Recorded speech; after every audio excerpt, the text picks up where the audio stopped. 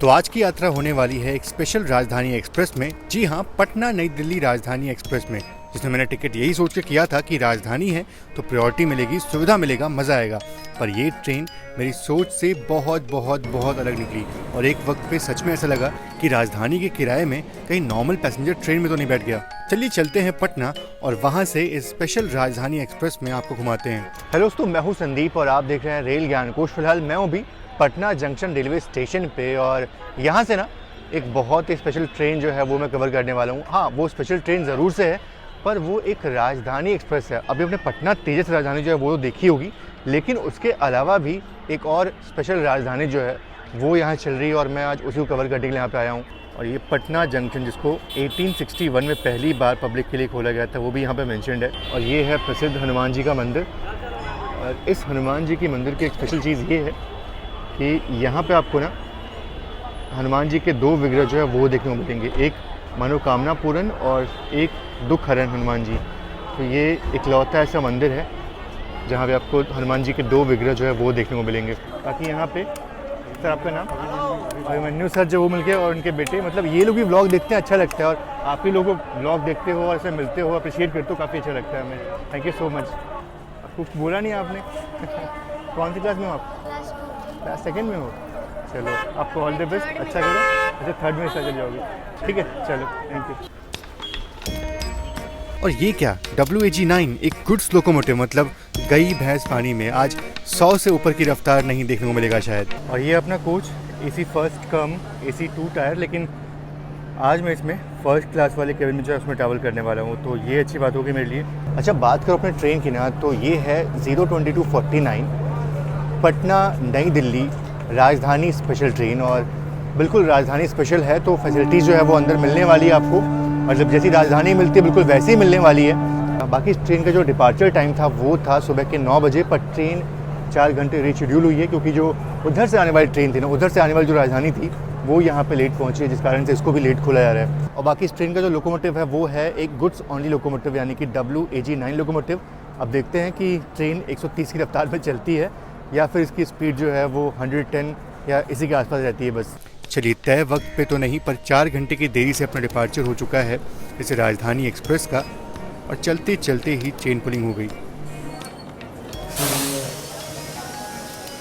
चलो, कुछ देर के लिए ट्रेन जो है वो रुक गई थी, लेकिन वापस हम निकल चुके हैं। और लोगों ने बोला दरवाजे जो बंद रखना क्योंकि दिक्कत हो जाती है कोई यहाँ पे।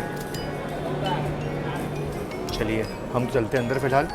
बाकी कुछ भी अगर मेजर स्टेशन स्किप होगा ना या फिर कुछ मेजर क्रॉसिंग होगी तो मैं दरवाज़ा जो है वो खोल करके आपको दिखाऊंगा, लेकिन ऐसे अगर कहीं रिस्की है तो फिर दरवाजे बंद ही रहने वाले हैं। ये रेलवेज़ को हो क्या गया है, मतलब सभी ट्रेनों को WAG9 जो है वो दे रहे हैं। ये है क्या सीन, मतलब बहुत ज़्यादा मात्रा में इनका उत्पादन हो गया क्या? अब ये कौन सी ट्रेन है भाई? पुणे दानापुर, इसको भी WAG9 जो है वो दिया गया है। और फिलहाल अभी हम स्किप कर रहे हैं दानापुर रेलवे स्टेशन, जो कि पटना के अंदर एक और इम्पॉर्टेंट रेलवे स्टेशन है।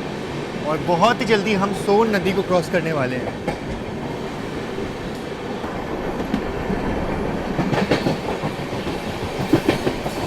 और अभी मैं गेट पे इसलिए खड़ा हूँ क्योंकि सोन नदी जो है वो क्रॉस होने वाली है अभी। और जैसे ही हम सोन नदी को पार करेंगे ना, तुरंत उसके बाद जो आरा शहर है वो आ जाता है, तो उसका भी अराइवल जो है वो लगे हाथ आपको दिखा दूंगा।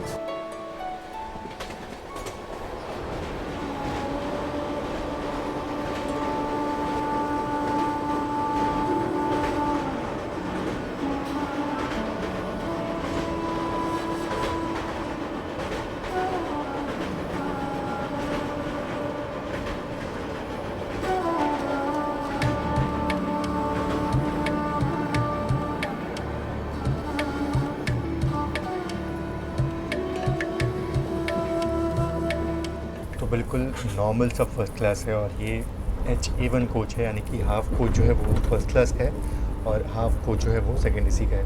बाकी ये है मेरा केबिन, जिसमें 4 लोग जो है वो बैठ सकते हैं। एक भाई जो है वो ट्रैवल कर रहे हैं। बाकी कुछ ऐसा है अपना, ठीक है, साफ़ सुथरा है, अच्छा है। बाकी अगर बात करें टॉयलेट्स की, तो टॉयलेट्स की हालत थोड़ी सी ख़राब है, देखते हैं वो साफ़ सुथरा कब होता है। और सोन नदी को पार करने के कुछ ही देरी बाद आरा रेलवे स्टेशन पहुंच जाते हैं। तो चलो फाइनली पहुंच चुके हैं आरा जंक्शन रेलवे स्टेशन। और प्लेटफॉर्म की हाइट देखो आप, अगर ट्रेन चल दी तो दिक्कत होगी चढ़ने में। बाकी अगर बात करूँ आरा की, तो आरा जो है एक जंक्शन रेलवे स्टेशन है, और जंक्शन इसलिए है क्योंकि यहाँ से एक लाइन जो है वो निकल जाती है सासाराम की तरफ। तो बस यही एक लाइन निकलती है यहाँ से, और बहुत ही इंपॉर्टेंट रेलवे स्टेशन है। यहाँ पे काफ़ी फुटफॉल जो है वो होता है, काफ़ी लोग जो है वो यहाँ से ट्रैवल करते हैं। बाकी यहाँ अगर मैं बात करूँ आरा की ना, तो इसके नाम के पीछे कुछ कहानियाँ हैं। एक तो कहानी ये है कि चलो डिपार्चर जो है वो हो गया, बाकी कहानी मैं आपको बता नहीं पाया। तो एक कहानी ये है कि कहते हैं कि जो राजा मयूर ध्वज थे यहाँ के, वो अपनी भक्ति को बताने के लिए, अपनी भक्ति को जताने के लिए अपने पुत्र को एक लकड़ी चीरने वाली जो मशीन होती है जिसको आरा बोलते हैं, उससे काट दिया था, और जिस कारण जिसका नाम जो है वो आरा पड़ गया। बाकी ये भी लोग कहते हैं कि महाभारत काल में इसका नाम आराम नगर था, और ये भी कारण है इसके नाम के पीछे।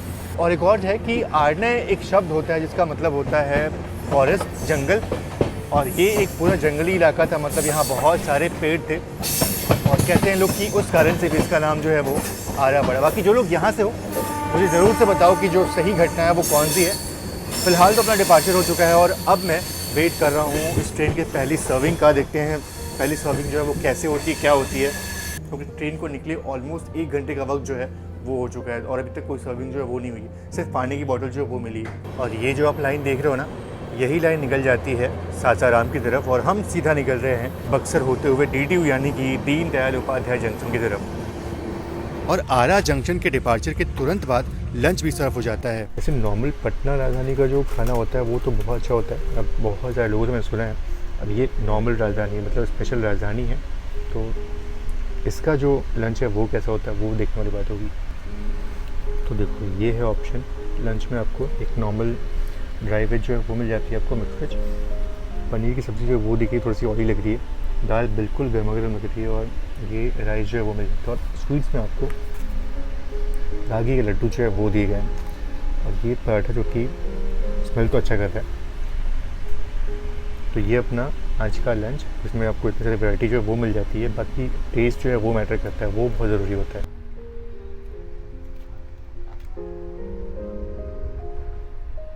लंच अपना हो गया, और लंच जो था वो ठीक ठाक था, मतलब बहुत अच्छा तो नहीं बोलूँगा मैं, ठीक ठाक था, ओकेश था, टेस्ट भी नॉर्मल सा ही था। बाकी अपना अराइवल हो रहा है बक्सर पे, तो अराइवल जो है वो ले लेते हैं।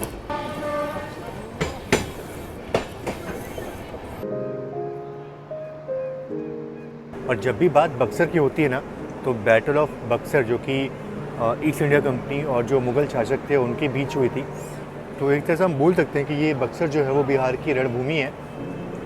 बाकी बिल्कुल करीब से गंगा माता जो है वो बिल्कुल यहाँ से बहुत करीब है। और एक और चीज़ है कि हम अब गंगा माता को बिल्कुल क्रॉस नहीं करने वाले, हालांकि बिल्कुल पैदल में चलने वाले हैं। मिर्ज़ापुर, चुनार होते हुए, विंध्याचल होते हुए प्रयागराज में हम यमुना नदी को क्रॉस करेंगे, पर गंगा माता जो है वो बिल्कुल पैदल में चलने वाली है। और एक और चीज़ है कि बक्सर जो है बिल्कुल बॉर्डर पे आता है यूपी और बिहार के। तो फिलहाल हम बिहार में हैं, लेकिन बस कुछ ही किलोमीटर्स बाद हमारी एंट्री हो जाएगी यूपी उत्तर प्रदेश में। बीच में कर्मनासा नदी जो है वो आती है, और वही डिवाइड करती है यूपी और बिहार को।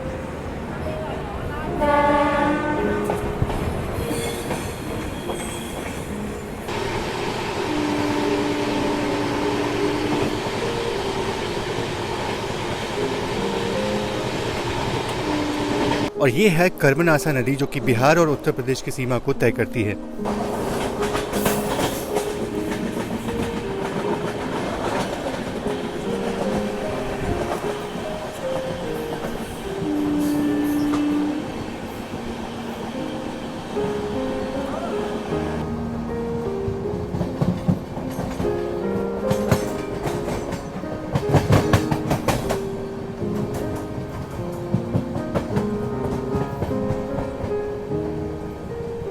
चलो फाइनली DDU पहुंचने वाले हैं, पंडित दीनदयाल उपाध्याय रेलवे स्टेशन पहुंचने वाले हैं। और ये मौसम देखो आप, मतलब सच बोलूँ ना तो ये मौसम बहुत अजीब सा लगता है जब एकदम ठंड की शुरुआत होने वाली हो। जो ये दिवाली के बाद वाला मौसम होता है ना, जस्ट छठ के बाद वाला मौसम बहुत अजीब लगता है, जब अचानक से सर्दियाँ जो है बढ़ती हैं, और ऐसा लगता है कि बस हर तरफ नेगेटिविटी जो है वो छाई हुई है। पता नहीं, ये मौसम अजीब सा लगता है। बाकी चलो, कम से कम सूरज को देख करके थोड़ी सी सांत्वना मिली, थोड़ा अच्छा लग रहा है। अगर सूरज जब तक नहीं दिख रहा था तब तक बहुत अजीब सा लग रहा था। बाकी अपना अराइवल होने वाला है पंडित दीनदयाल उपाध्याय रेलवे स्टेशन पे, और ये मेरे ख्याल से अहमदाबाद बरौनी एक्सप्रेस का डिपार्चर हो रहा है डीडीयू से। हमारा अराइवल हुआ और इस ट्रेन का डिपार्चर हो गया।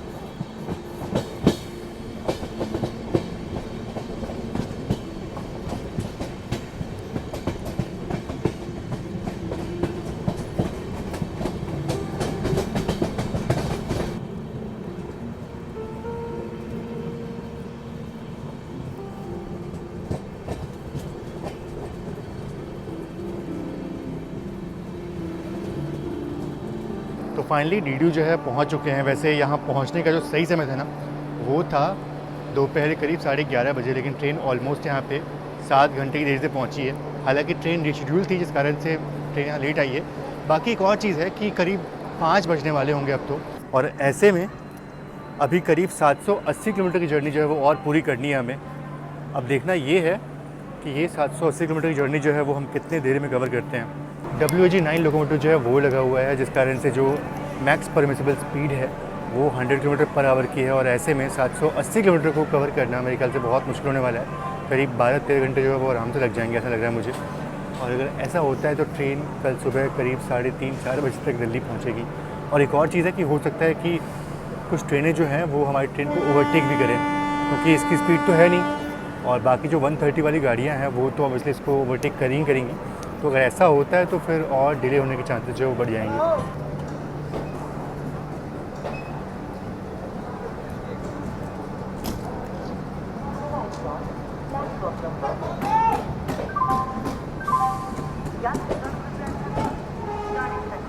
अरे ये देखो, ये क्या? अच्छा चलो ठीक है, फाइनली दरवाज़ा खुल गया।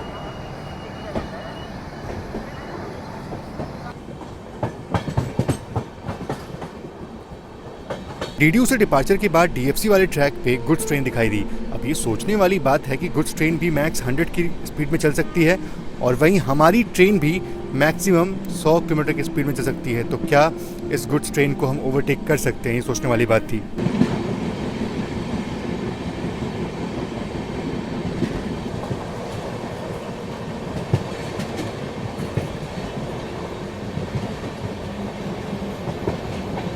पर फाइनली काफ़ी देर तक साथ में चलने के बाद गुड्स ट्रेन को हम पीछे छोड़ देते हैं।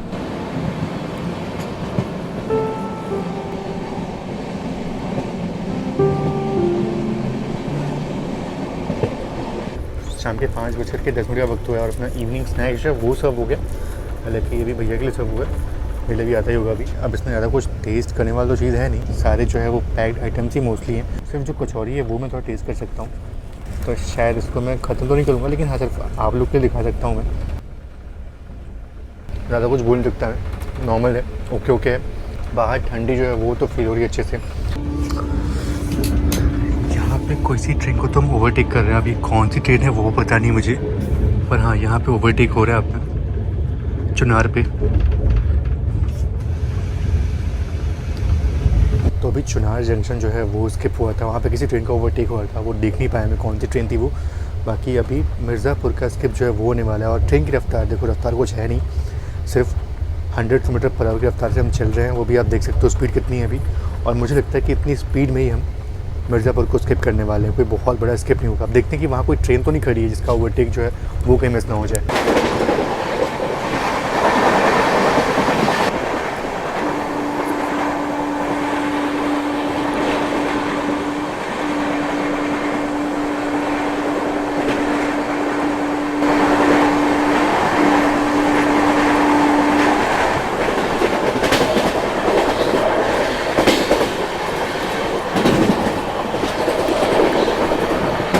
और इस तरफ भी गुड्स ट्रेन है, तो कोई फ़ायदा नहीं, कोई मतलब नहीं। सबसे बुरा स्किप जो है वो हो रहा है अभी, दोनों तरफ गुड्स ट्रेन जो है वो खड़ी है। तो शाम के करीब 7:20 का वक्त हो रहा है और ट्रेन जो है बस नैनी पहुंचने वाली है। बाकी ट्रेन जो है वो रुक रही है, चल रही है, और अभी तो फिलहाल चल रही है अच्छे खासी रफ्तार में। अच्छे रफ्तार क्या, 100 किलोमीटर पर आवर की रफ्तार है यहाँ पे।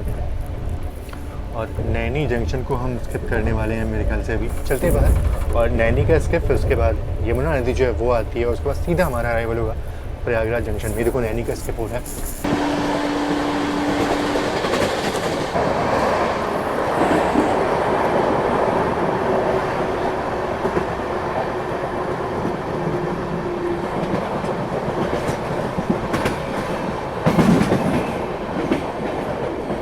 तो जैसे ही नैनी जंक्शन को हम स्किप करते हैं, शुरू होता है यमुना ब्रिज।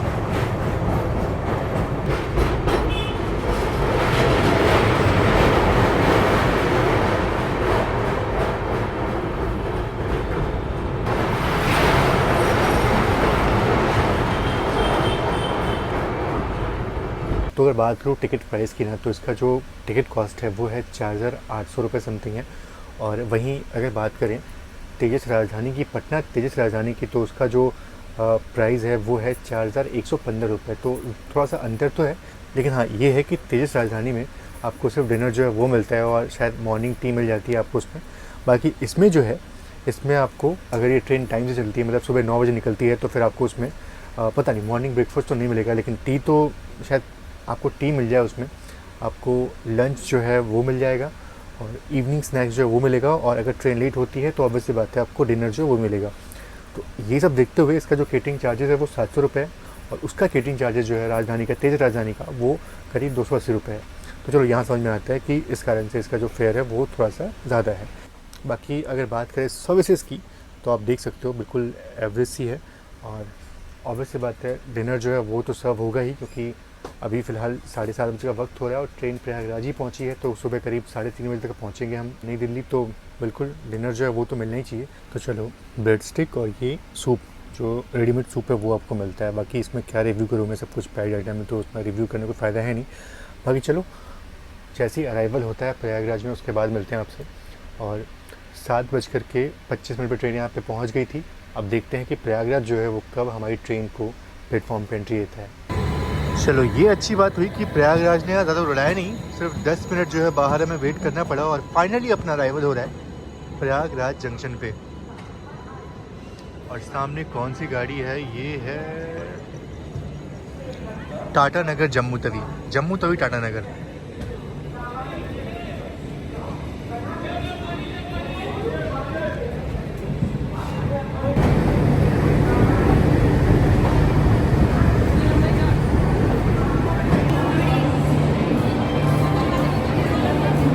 वैसे अगर देखा जाए तो यहाँ पहुँचने का जो सही समय था ना, वो था दोपहर करीब 1:40 और अराउंड 365 किलोमीटर की इस जर्नी को, इस ट्रेन को अराउंड 5.5 घंटे में कवर करना था। पर ट्रेन यहाँ पे 5 घंटे पहले लेट चल रही थी और पहुँची है अभी यानी कि शाम के 7:50 पे। तो काफ़ी लेट हो चुका है ट्रेन को।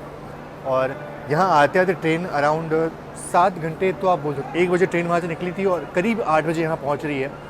तो 7 घंटे 50 मिनट का वक्त ले चुकी है ट्रेन सिर्फ यहाँ तक आने में। 365 किलोमीटर ट्रैवल करने में इस ट्रेन ने इतना समय जो है वो लिया है। बाकी अभी भी करीब 430 किलोमीटर की जर्नी जो है वो बाकी है। भगवान जाने कितना टाइम जो है वो लेने वाली ट्रेन ये। और बाकी एक चीज़ जो है वो अच्छी हुई कि ट्रेन यहाँ पे ज़्यादा रुकी नहीं, सिर्फ 5 मिनट का हॉल्ट था और 5 मिनट ही ट्रेन यहाँ पे रुकी। तो फाइनली अपना डिपार्चर हो चुका है प्रयागराज जंक्शन से और अब सीधा हॉल्ट जो है वो कानपुर सेंट्रल होने वाला है। देखते हैं कानपुर सेंट्रल जो है ट्रेन कब पहुँचती है।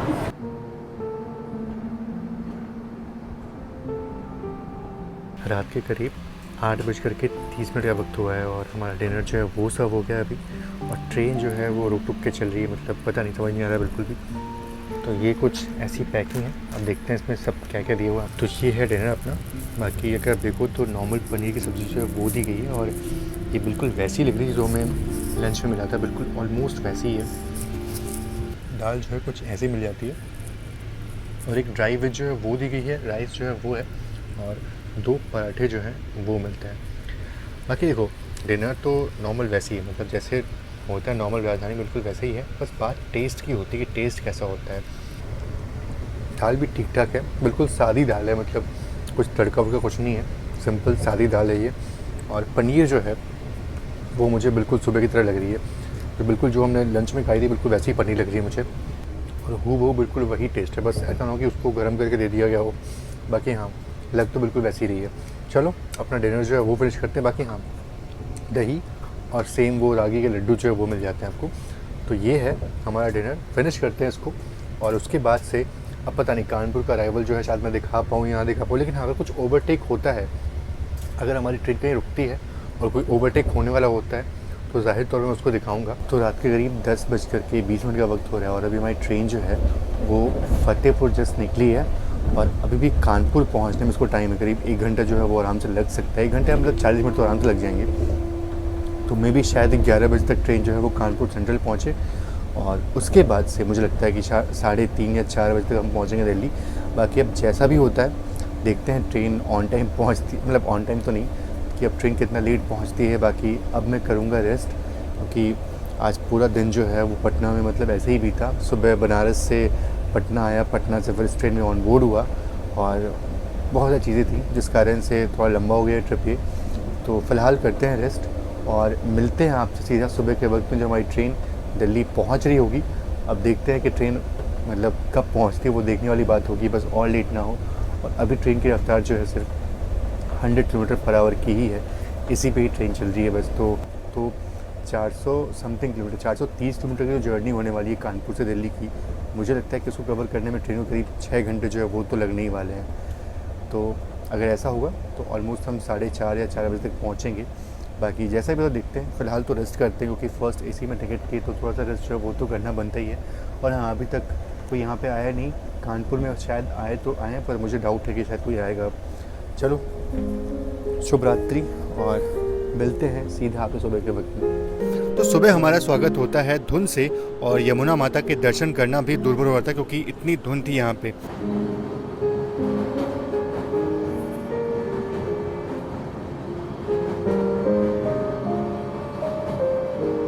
नई दिल्ली इंदौर नई Delhi intercity express, I guess ये वही ट्रेन है। और सिर्फ इतना ही नहीं, आज दिल्ली के अराइवल के पहले इतनी सारी ट्रेनों के साथ अपनी मुलाकात होती है कि सच में ऐसा लगता है कि सुबह के वक्त में कितना ज़्यादा ट्रैफिक होता है यहाँ पे।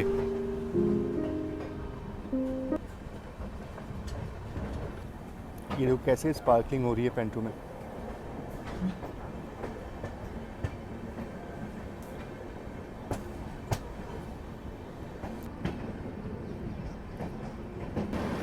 नई दिल्ली देहरादून शताब्दी एक्सप्रेस।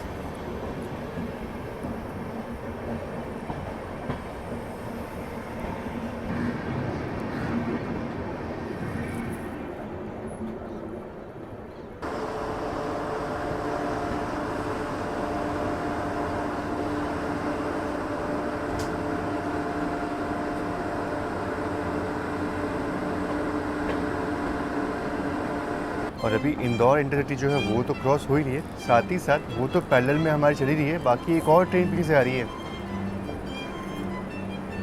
बहुत स्मूथली एंट्री ले रही है वो।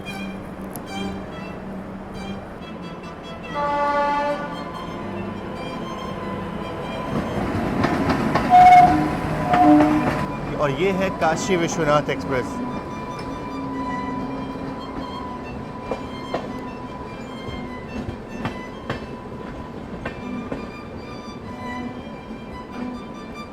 और ऐसा लग रहा है जैसे इंदौर दिल्ली को आगे बढ़ने की अनुमति है और काशी विश्वनाथ और हमारी राजधानी को अभी और वेट करना पड़ेगा। और हमें मिली यहाँ पे रुकने की अनुमति, काशी विश्वनाथ भी रुकी है और हमारी ट्रेन भी रुकी है। और सामने से अगर देखें तो इंदौर इंटरसिटी जो है वो तो निकल चुकी है, पर एक और ट्रेन जो है वो WP5 के साथ आ रही है। और ये मेरे ख्याल से शानी पंजाब एक्सप्रेस है जिसका रेक शेयरिंग है ताज एक्सप्रेस के साथ।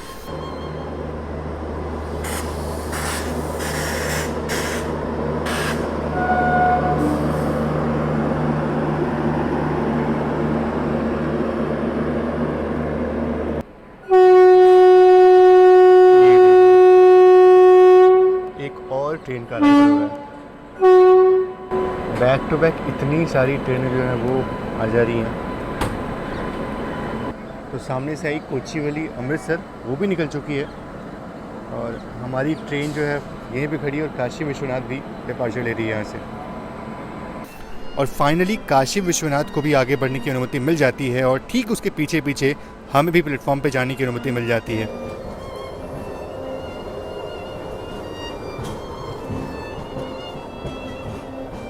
और बिल्कुल काशी विश्वनाथ के साथ अपना पैडल में अराइवल हो रहा है।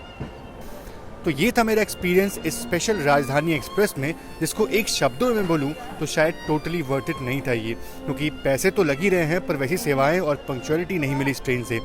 खैर, जब तक आप इस वीडियो को देख रहे हैं तब तक शायद इस ट्रेन का आखिरी रन हो गया होगा। फ्यूचर में रेलवेज ऐसी और स्पेशल ट्रेन चलाती है, मगर मेरा अनुरोध है कि थोड़ी इज्जत स्पेशल ट्रेन्स को भी मिलनी चाहिए। अगर राजधानी स्पेशल बना के चल रही है तो उसे थोड़ा और मिलनी चाहिए। आपका ओपिनियन क्या है इन स्पेशल ट्रेन्स को लेकर के कमेंट बॉक्स में ज़रूर से बताइएगा। मिलते हैं आपसे एक नए व्लॉग में, तब तक के लिए आप सभी का बहुत बहुत धन्यवाद। जय Hind and God bless you all.